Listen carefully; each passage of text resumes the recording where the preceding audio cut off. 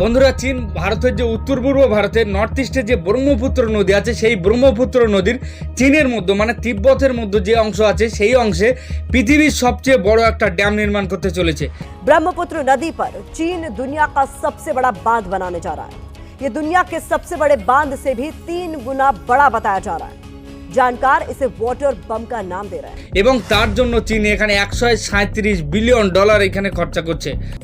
चीन अपने इस बांध पर 1 ट्रिलियन युआन यानी करीब 137 अरब अमेरिकी डॉलर खर्च करने जा रहा है। তো আজকের ভিডিওতে আমরা দেখব যে এইখানে মানে নদীর উপরের অংশ, ব্রহ্মপুত্র নদীর উপরের অংশে চীনের মধ্যে এইখানে যদি কোনো বড় ড্যাম নির্মাণ করে, সেই ড্যাম নির্মাণের ফলে আগামী দিনে ব্রহ্মপুত্র নদীতে কি কি প্রভাব পড়তে পারে, এইখানে জল কিভাবে কমে যেতে পারে, নদীর গতিপথ কি কি পরিবর্তন হয়ে যাওয়ার সম্ভাবনা আছে, এবং তার সাথে সাথে কোনো যুদ্ধের পরিস্থিতি হলে বা কোনো বড় কোনো বন্যার পরিস্থিতি হলে এই বাঁধ যদি একসাথে খুলে দেয় তবে আগামী দিনে পুরো নর্থ ইস্ট কীভাবে ডুবে যেতে পারে।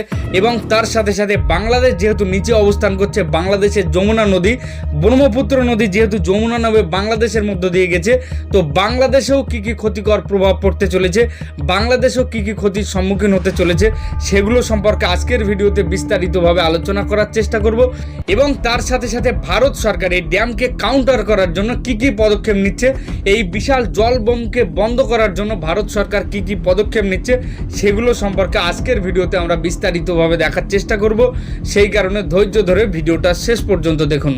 তো দেখুন, এবার বলি, ব্রহ্মপুত্র নদীর উৎস হচ্ছে চীন, এবং সেখান দিয়ে চীনের মধ্যে মানে তিব্বতের উপর দিয়ে ইয়ারলাং জাংবো নামে, ভারতের মধ্যে ব্রহ্মপুত্র নামে অরুণাচল প্রদেশের উপর দিয়ে, আসামের উপর দিয়ে এসে যমুনা নদী নামে বাংলাদেশের মধ্যে গিয়ে পরে পদ্মা নদীতে মিশেছে এবং বঙ্গোপসাগরে এসে মিশেছে।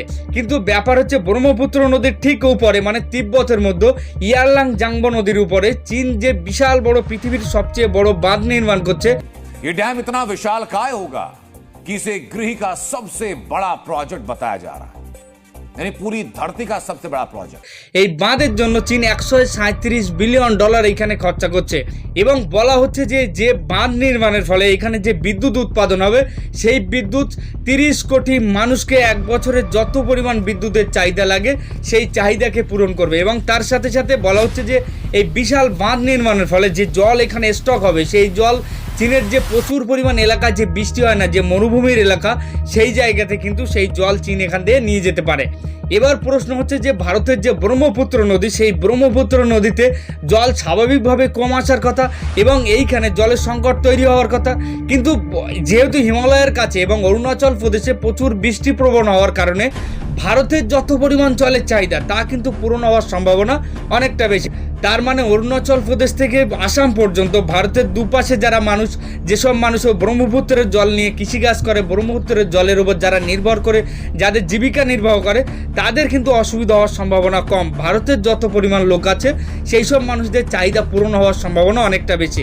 কিন্তু সবচেয়ে বেশি যদি কারোর ক্ষতি হয় সেটা হচ্ছে বাংলাদেশ, কারণ বাংলাদেশ অবস্থান করছে নিচে। অন্যদিকে চীন যদি জল বন্ধ করে দেয়, চীনের বড় ব্যারেজ দিয়ে যদি, বড় বাঁধ দিয়ে যদি জল বন্ধ করে দেয়, ভারতের যে জলের চাহিদা তা অরুণাচল প্রদেশের বৃষ্টির জল, অন্যদিকে হিমালয়ের কিছু জল নিয়ে অরুণাচল প্রদেশ থেকে আসাম পর্যন্ত জলের চাহিদা পূরণ হওয়ার সম্ভাবনা অনেকটা বেশি।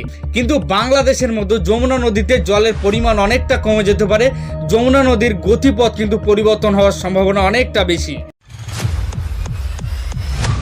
দ্বিতীয়ত ব্যাপার হচ্ছে, যদি এই ব্যারেজ দিয়ে কোনো বর্ষাকালে বা অন্য কোনো যুদ্ধের পরিস্থিতি তৈরি হলে, বর্ষাকালে কীরকম হয়, বর্ষাকালে কোনো একটা ব্যারেজের নির্দিষ্ট পরিমাণ জল ধারণ করার ক্ষমতা থাকে। এবার কোনো একটা ব্যারেজে যখন প্রচুর পরিমাণে জল একসাথে জমা হয়, তখন বাধ্য হয়ে কিন্তু সেই গেট খুলতেই হয়। এবার দ্বিতীয়ত, যদি যুদ্ধের পরিস্থিতি তৈরি হয় ভারত এবং চীনের মধ্যে, চীনকে তো পুরোপুরি ভরসা করা সম্ভব নয়। সেই কারণে চীন যদি যুদ্ধের পরিস্থিতি চীনের সাথে যদি তৈরি হয়, তবে এইখান দিয়ে যদি ব্যারেজ তারা ইচ্ছা করে খুলে দেয়, তবে আসাম থেকে শুরু করে ভারতের যে নর্থ ইস্ট এলাকা আছে সেই এলাকায় কিন্তু বিরাট বন্যার পরিস্থিতি তৈরি হতে পারে। এবং যেহেতু বাংলাদেশ নিচে অবস্থান করছে, সেই কারণে বাংলাদেশেও কিন্তু একটা বিরাট ক্ষতি হওয়ার সম্ভাবনা সবচেয়ে বেশি। তৃতীয়ত ব্যাপার হচ্ছে, পৃথিবী কিছু প্লেট দিয়ে গঠিত, আমরা সবাই জানি টেকটনিক প্লেট। সেই রকম যে হিমালয়ের এইখানে যে জায়গা, সেই জায়গাটা কিন্তু প্লেট দিয়ে গঠিত, একদিকে ইন্ডিয়ান প্লেট, অন্যদিকে তিবেতিয়ান প্লেট। এবং এই প্লেটের উপর যেহেতু পৃথিবীর সবচেয়ে বড় এখানে ব্যারেজ নির্মাণ করা হচ্ছে, যেহেতু সবচেয়ে বড় এখানে বাঁধ দেওয়া হচ্ছে, সেই যে জলের চাপ, সেই জলের চাপে কিন্তু টেকটনিক প্লেটগুলোতে প্রভাব পড়তে পারে, তার ফলে এইখানে ভূমিকম্প তৈরি হতে পারে এবং এই বাঁধ কিন্তু কোলাপস হতে পারে, এই বাঁধ কিন্তু ভেঙেও যেতে পারে, তার ফলে পুরো নর্থ ইস্ট এলাকা জুড়ে পুরো বাংলাদেশের উপর কিন্তু একটা ভয়ঙ্কর সংকট আসতে পারে।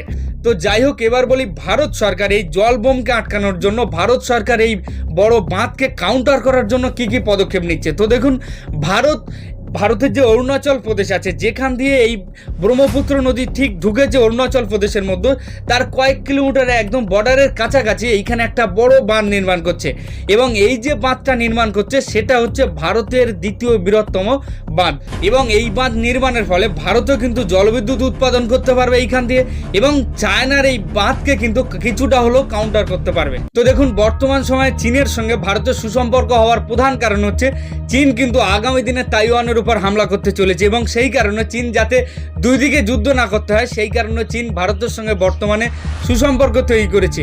কিন্তু আগামী দিনে চীন তাইওয়ান দখল করার পরে ভারতের সঙ্গে সম্পর্ক কিন্তু খারাপ হওয়ার সম্ভাবনা সবচেয়ে বেশি, এবং এই ড্যামকে কিন্তু চীন আগামী দিনে ভারতের বিরুদ্ধে ব্যবহার করতে পারে। এ বিষয়ে আপনার কি মনে হয় অবশ্যই নিচে কমেন্টে গিয়ে জানান। এরকম ভিডিও আরও পেতে নিচে যে সাবস্ক্রাইব বাটন আছে, সাবস্ক্রাইব বাটনে গিয়ে চ্যানেলটি সাবস্ক্রাইব করুন। ভিডিওটি দেখার জন্য সকলকে ধন্যবাদ। জয় হিন্দ।